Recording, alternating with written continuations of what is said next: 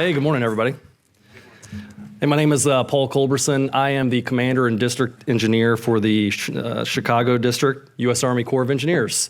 I would also like to introduce my Chief of Engineering and Construction, Linda Soren. She's in the audience as well, so if I say anything incorrect, Linda, feel free to correct me. But if you have questions today about the Army Corps of Engineers or what we do here in Chicago, please, feel free to discuss that with Linda. She'll be around all day. I also want to just thank real quick Colin and Ken. Thank you guys so much for being such gracious hosts and putting on this tremendous event. How many of you know about the Corps of Engineers? Okay, all right, everybody, all right. So I'm going to give a little bit of Corps, 101 here to start out with for a couple of you that aren't familiar with it. I'm also going to discuss our unprecedented appropriations and workload across all business lines within the Army Corps of Engineers. Before getting a little bit more closer to home to discuss the Great Lakes and a few of our upcoming initiatives that I think you'll be interested to hear about to tackle some of the toughest water resource challenges that we've had in a number of years. Our mission within the Corps of Engineers is to deliver engineering solutions with our partners to secure our nation, energize our economy, and also reduce disaster risks. Just briefly about our history. The history of our nation is the history of the Corps of Engineers. We were founded on 16 June 1775, 2 days younger than the Army itself, and combat engineers have been involved in every major conflict within the nation. Army engineers played a crucial role in the growth of the Republic, surveying routes for canals and railroads, and serving as explorers, surveyors, map makers, and really opened up the West to expansion.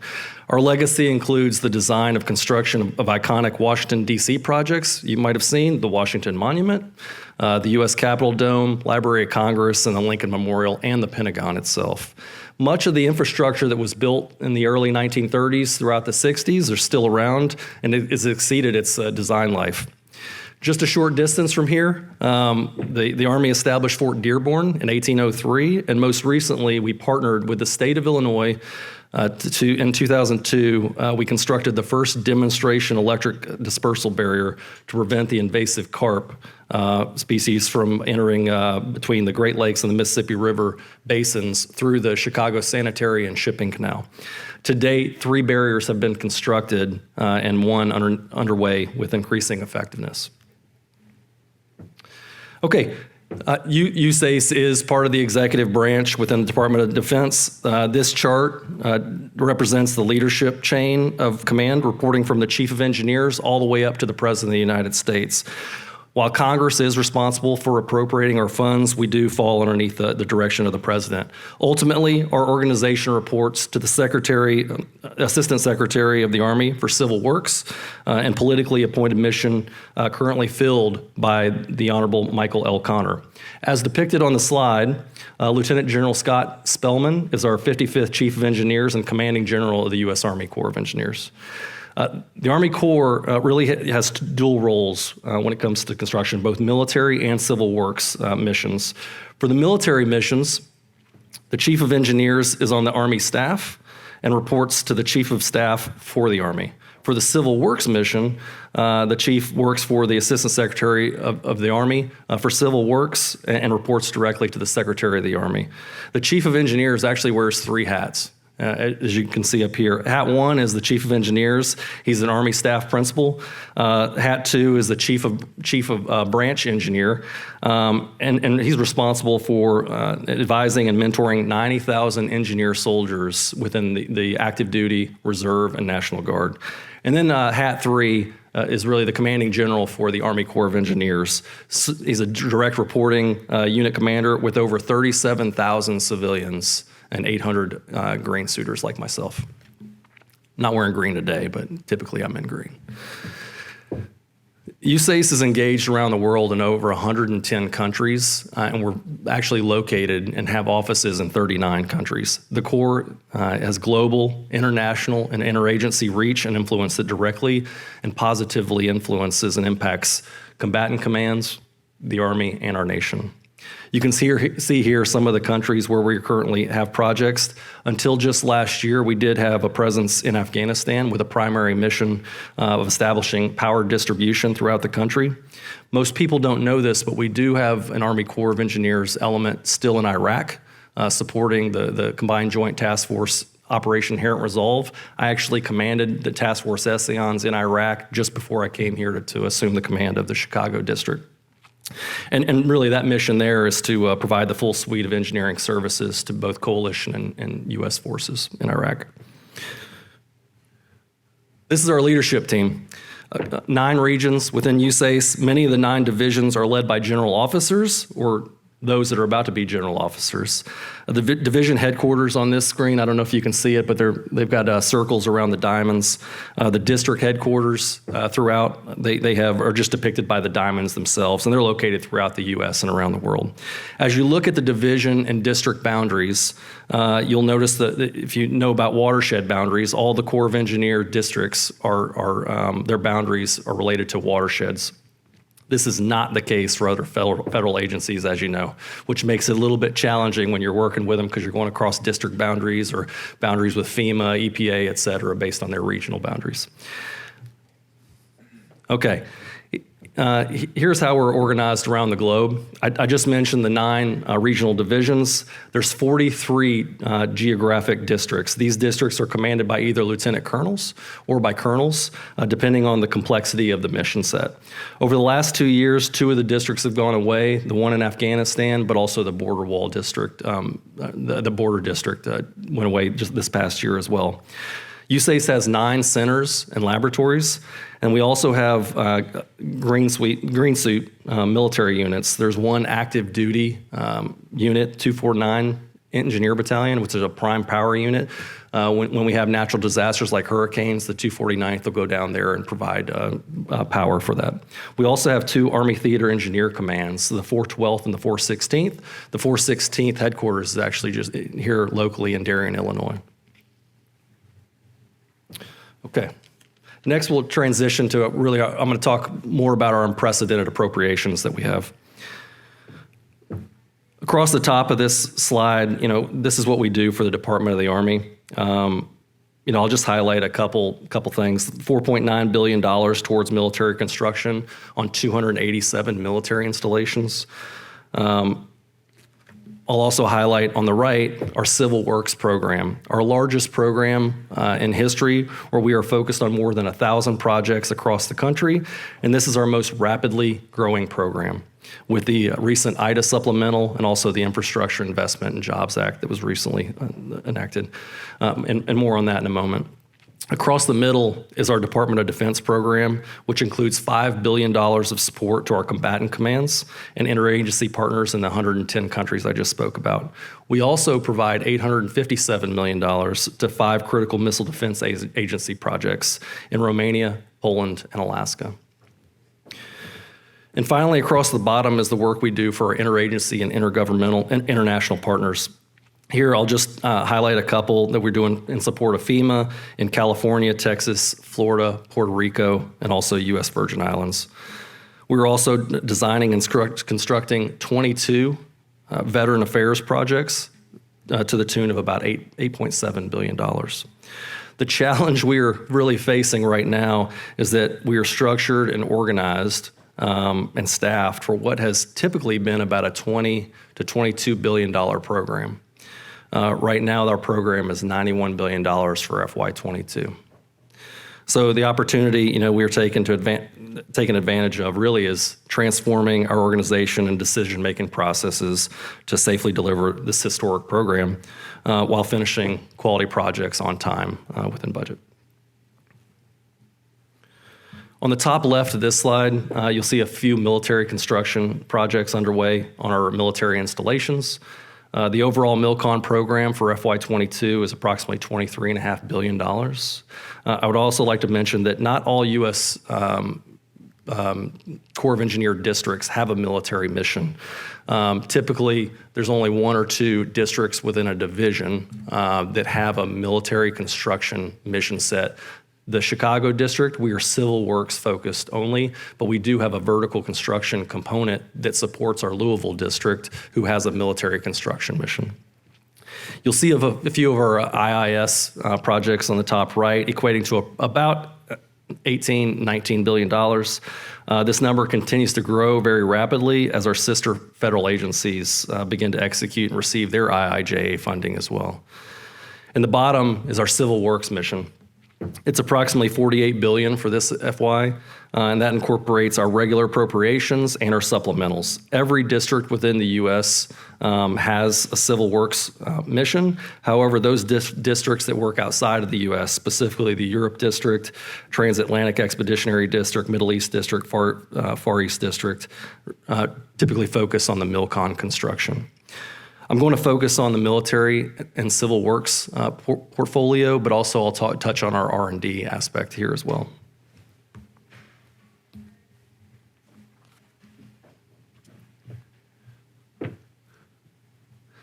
The Corps plays a crucial role through our military construction program. You can see here $23.5 billion for FY22.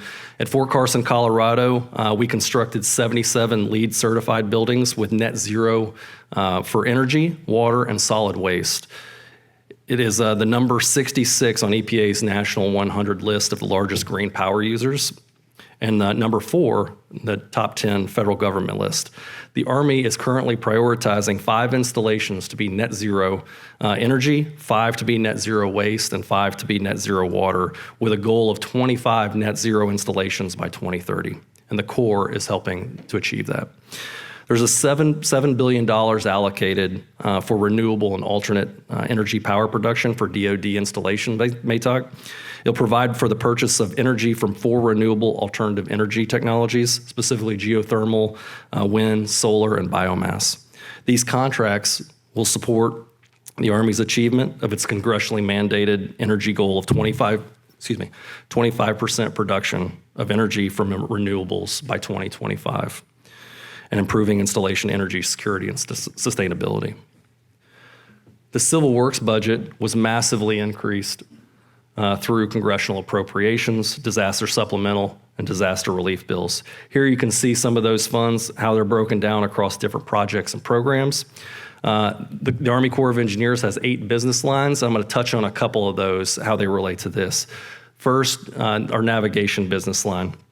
We provide safe, reliable, efficient waterborne transportation systems for movement of commerce, national security needs, and recreation. USACE operates 25,000 miles of commercial waterways throughout the U.S. We generate about $18 billion and 500,000 jobs annually and support 20% of the nation's jobs. Within the flood risk management business line, we prevent $257 billion of flood damages annually, which equates to about $10 expended, $10 prevented for every $1 invested. We also operate 4,100 miles of levees and 715 dams across the nation. Our aquatic ecosystem restoration and environmental business line, we restore degraded ecosystem structures, protect and natural and cultural resources at USACE project sites, manage 350 species of concern and 47,000 cultural sites across 12 million acres. Those of you familiar with the area here, I know some people have come in. Northerly Island, that was one of our ecosystem restoration projects that we performed here in partnership with the city of Chicago. USACE Recreation is the largest provider of outdoor recreation in the nation and contributes to about $16 billion to local economies annually. And then our regulatory program. If you've built anything around a waterway, you know you've got to come to the Corps to get a permit, right? We protect federal aquatic resources and navigation capacity and allows reasonable development through fair and balanced decisions. The Corps also operates numerous hydropower facilities throughout the U.S., and we're the largest renewable energy producer, producing about 25% of all the hydropower in the United States. As touched on earlier, the commanding general of the Corps leads about 37,000, it's a little over 37,000 civilians and 800 uniformed personnel. The civilian workforce is by far the largest employee block within USACE and maintains the institutional knowledge base. While us military members, we typically come in and out for about 3 years at a time. You know, Linda's been around many years more than I have. I'm not going to say your age, Linda, but she really has the institutional knowledge about what we do within the Corps and all of our mission sets. These employees really bring technical occupational skills and specialties to the stage, and some of which are depicted along the left-hand side. The Corps is the largest architectural and engineering firm in the world. I'm going to talk R&D just briefly before I get into some of our initiatives that are more closer to home to Chicago and the Great Lakes. USACE has an annual R&D budget of about $1.35 billion, and the vast majority of those are project funded. The greatest challenges today and tomorrow really require integrated engineering solutions. And our R&D strategy catapults our organization into a new era of R&D that is strategic, collaborative, and challenge-focused. The USACE R&D strategy identifies the top 10 USACE R&D priorities to address the nation's toughest challenges, provides a framework for a new USACE research and development program, and positions USACE to support the needs of the nation now and into the future. What are we doing today to tackle the challenges of tomorrow? A few fun facts about the Great Lakes if you're not from here. 1/5 of the world's freshwater supply. We've got 4,500 miles of coastline. That's just in the U.S. So if you think about the Atlantic, the Pacific, and the Gulf Coast, we're almost as large as all three of those, or as long as all three of those. The Corps maintains 140 harbors within the Great Lakes and 104 miles of breakwaters and 600 miles of navigation channel through dredging operations. There are 3 districts, as you can see in the left, that support the Great Lakes: the Chicago District, the Detroit District, and the Buffalo District. The 3 districts face similar challenges, and the dynamic nature of the Great Lakes creates these challenges. Some of those that we face include impediments to navigation, emergency response to record high water levels. If you remember back in 2020, we had record high water levels within the Great Lakes, but we also, about 10 years prior, around 2014, we had record low levels within the Great Lakes. So we're seeing extremely high fluctuations at closer periods of time.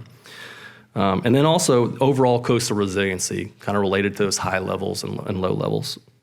So I'm going to touch on the coastal resiliency study now and what are we doing to get after these challenges. We're currently coordinating with 8 Great Lakes states to enter into a watershed agreement to tackle the coastal resiliency challenge. After 6 years of work, we finally received funding to begin that study. The goal of the study really is to conduct assessments to identify coastal areas that are vulnerable to future storms, floods, high and low water elevations, and coastal erosion. We'll develop conceptual designs focused predominantly on natural and nature-based solutions to reduce the concrete and steel that you see along the lakes. And lastly, to develop a decision framework for prioritization of future projects. I'd be lying if I said it was an easy task to get 8 states to sign on to one agreement. I mean, just getting one state to sign on to a non-federal partner agreement is extremely challenging. However, this one's a little bit different in that we've been working with the states for the last 6 years and they understand the importance of it. Currently, we're scheduled to have a signing ceremony in late September with all coastal program managers from their 8 Great Lakes states, say that 5 times fast, and also our division commander from the Great Lakes and Ohio River Division, General Peoples. We're moving forward. It's about a 4-year study all up. I think this is the last slide. So those of you that have been down to the waterfront there, you've seen the concrete revetments that we partnered with the city of Chicago. There were approximately 18 miles of shoreline that were authorized for construction originally. However, only 9 miles were federally justified. Since the 1994 feasibility report, changes along the shoreline. We received additional funding through congressional earmarks this past year to reevaluate the remaining portion of the shoreline to determine if it's now federally justified, which we believe it is, just based on the buildup that's occurred. We're currently in negotiations with the city of Chicago and also the Park District to begin that project, to sign a cost-share agreement and begin the reevaluation in earnest. Okay, I'll close there just by saying, we're working hard to get the mission done for the nation, and it's an extremely beneficial time and fantastic time to be in the Corps with unprecedented appropriations. So thank you for your time.